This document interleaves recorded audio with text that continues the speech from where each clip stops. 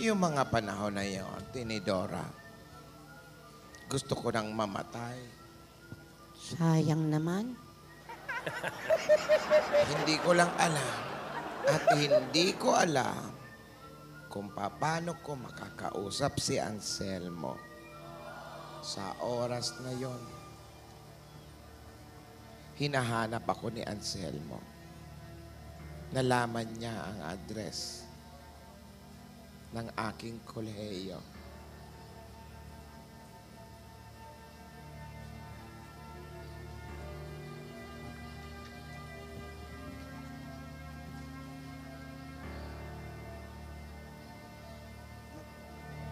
Nagtanong-tanong siya. At nagtanong pa. Walang katapusang pagtatanong. Kala ko ba bawal ang May maiksing mga suot? nasasalubong siya. May nakamini na. Oo. Hanggat napagod siya. Pero nagpatuloy pa rin. Pawis na siya. Pawis na pawis si Anselmo at pagod na pagod. Pero hindi nagagalaw ang bangs. Masama na ang pakiramdam niya. Ayaw kumilos. Naghahalo ang gutom, pagod at sama ng loob at uhaw. Nahihilo na, pero tuloy pa rin ang lakad.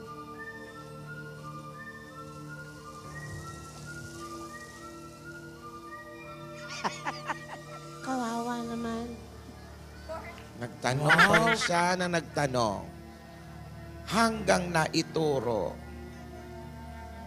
ang mansyon ng mama.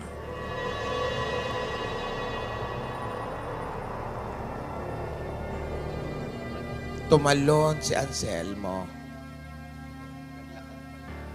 Naglakad pala. Tingin-tingin kasi sa screen.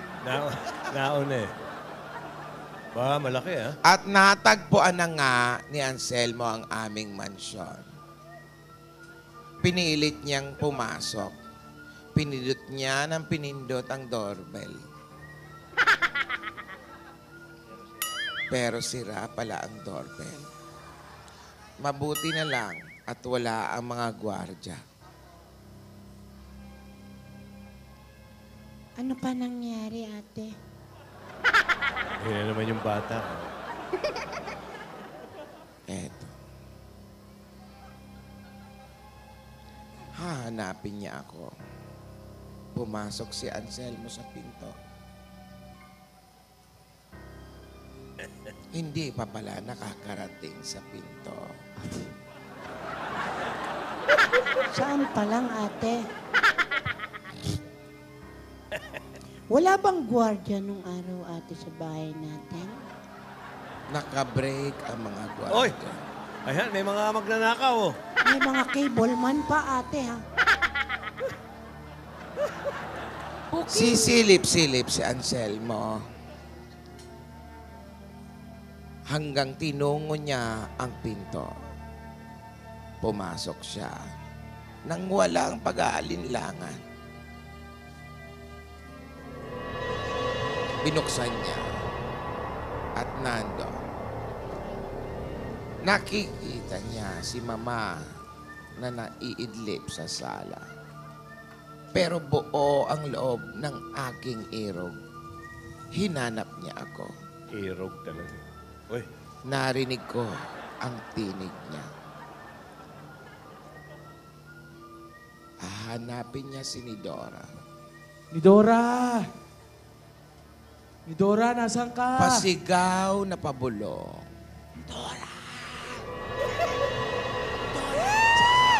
Mahabang mahaba. Nidora!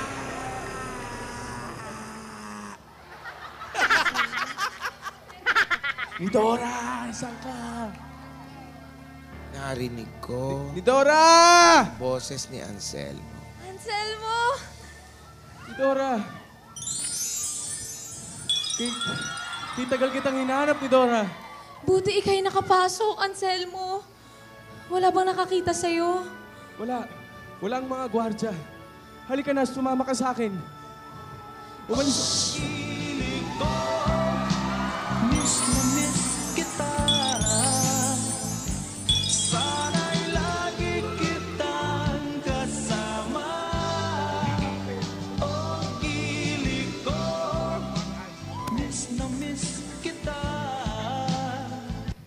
Ikaw lang ang aking mahal. Ang pag-ibig mo aking kailangan.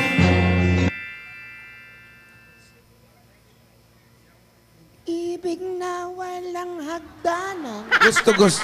Gusto namin mag-usap ni Dora. Talaga? Pero baka marinig kami ni Mama at ng mga gwardya.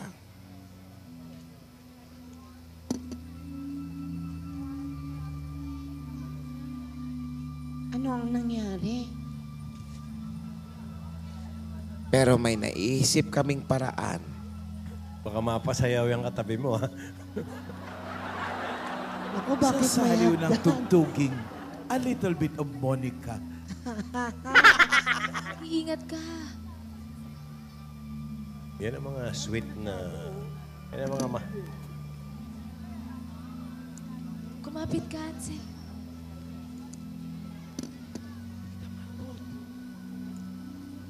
Bitin yung hagdan. Malayo pa eh. Bumaba ka na muna, delikado. Bumaba ka muna. Iisip ako paraan, Anselmo. Teka lang. Kailangan ng kumot, ate. Dora, sabik na mo sa'yo. Maghintay ka lamang siya. Hindi pinagdudugtong-dugtong. Di. Sandali. May kukunin si Anselmo sa kanyang tampipi. May naisip ako.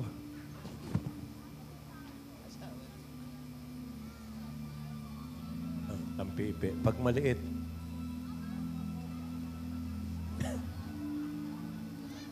Dahil hindi kami makapag-usap. ayun, doon pala nag-umpisa yan, yung gano'n. Oh, pluma pa yung gamit. Oo, yung balahibo ng manok. Oo. Yan. Yung pala yun. At doon, nagsimula ang Ayun. fan sign. Pansign. Oh. Yung 1945 pa pala yung pansay. Doon nag-umpisa. Yun ang... Oo.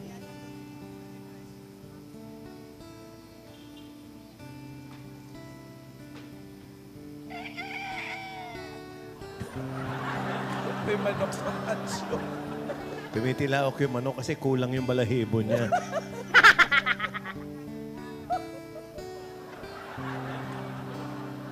Kulang ng dalawa. Ayun.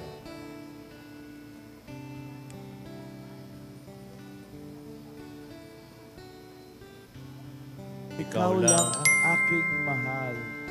Ni Dora.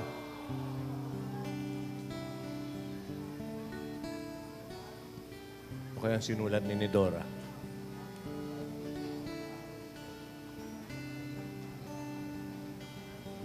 Nakakasilaw pala pag black and white.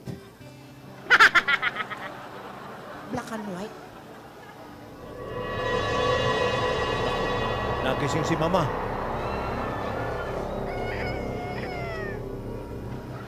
Magsama na tayo. Aba.